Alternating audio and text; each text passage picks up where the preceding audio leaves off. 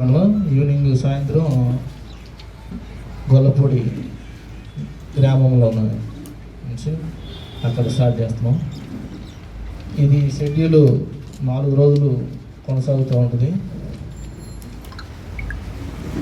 ఈ షెడ్యూల్ ప్రకారంగా రేపు ప్రచారం స్టార్ట్ చేస్తామని మీ అందరూ కూడా ముందుగా మీడియా మిత్రులందరూ కూడా తెలియజేస్తుంది. అదేవిధంగా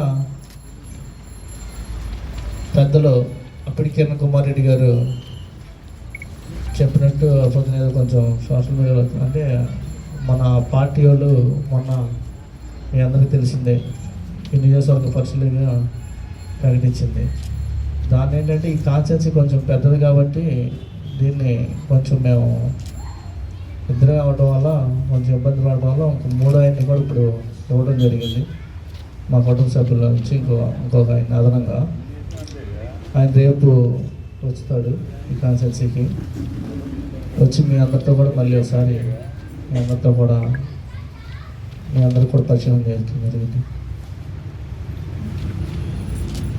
అదేవిధంగా కొంతమంది కొంచెం ఉత్సాహపరులు ఏదో అక్కడ నుంచొని మాట్లాడుకుంటున్నా సరే, రాత్రి మేము కిరణ్ కుమార్ రెడ్డి గారి ఇంటికి నుంచొని బయటకు వచ్చి వస్తూ ఉండండి. మా మండల పార్టీ అధ్యక్షుడు, నేను, కిరణ్ కుమార్ రెడ్డి గారు, మా ఇంటికి అన్న దాన్ని కూడా ఫోటో తీసి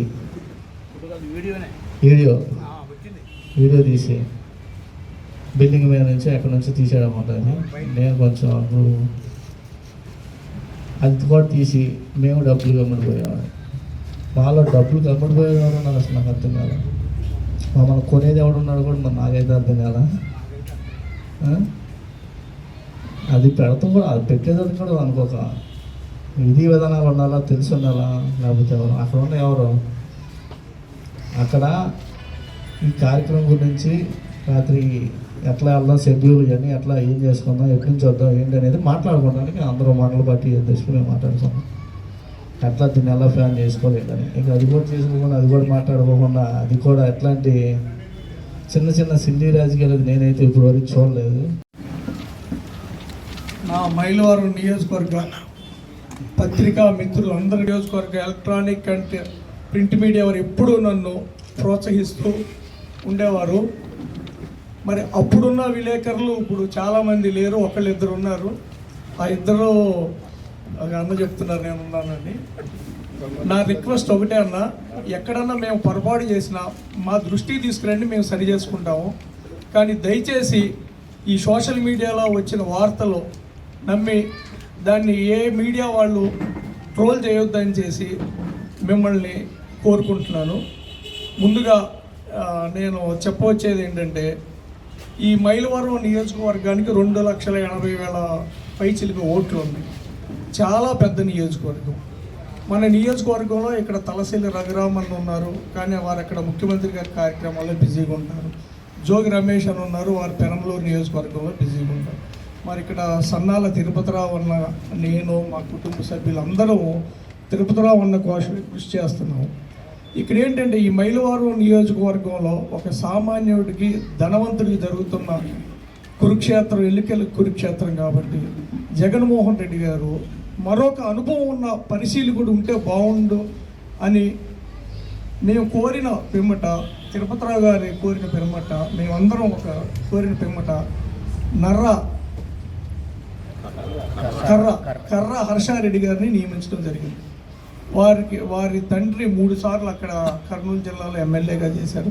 వారికి రాజకీయంలో ఈ ప్లస్ ఎలక్షన్స్ ప్రొసీజర్లో కానీ ఎలక్షన్స్ కండక్ట్ చేయడం కానీ ఎంతో అనుభవం ఉన్న రెడ్డి గారు.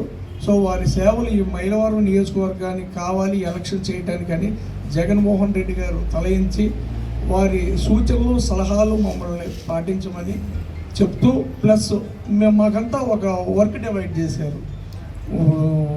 ఎవరో ఏం చేయాలి, నా రోల్ ఏంటి, ఆయన రోల్ ఏంటి అని చెప్పి వారు చెప్పడం జరిగింది. వారి సూచనల మేరకు, ఇక్కడున్న నియోజకవర్గ పెద్దల సూచనల మేరకు సన్నాల తిరుపతిరావు అన్న గెలుపు కోసం మేమందరం కృషి చేస్తామని చెప్పి తెలుపుతూ, ఈ పొద్దున్నుంచి స్క్రోల్ అవుతున్న ఇది ఎవరో దాన్ని నమ్మొద్దని మీ ద్వారా మా నియోజకవర్గ కార్యకర్తలకి తెలియజేస్తున్నాను అని అందరికి కూడా తెలియవస్తున్నాను. ఎందుకంటే ఇట్లాంటి వాటిని కూడా ఎంకరేజ్ కూడా చేయకూడదు. మనం మంచిని లేదా చెడునో అతను ఏదైనా తప్పునో ఖండించవచ్చు, చేయొచ్చు. అది కానీ ఇట్లాంటి సిల్లీ రాజకీయాలు సిల్లీగా 10 మంది అనేది అది విలేకరులైనా కూర్చొని మాట్లాడుకుంటారు, మంచి చెడు, లేకపోతే రాజకీయ నాయకులైనా కూర్చొని మాట్లాడు, 4 పెద్ద మనుషులైనా ఆ గ్రామంలోనో లేకపోతే ఆ ఏరియాలోనో మాట్లాడుకుంటారు. అట్లాంటి వాటిని కూడా ఇంత దిగజారిన రాజకీయాలు, దిగజారిన ఇది చేయటం కూడా అది కష్టం కదా. వాళ్ళ మీద కూడా రాబోయే రోజుల్లో నేను ప్రభుత్వం ఇదిగా చర్యలు అయితే తీసుకుంటా, ఇబ్బంది లేదు దాని మీద.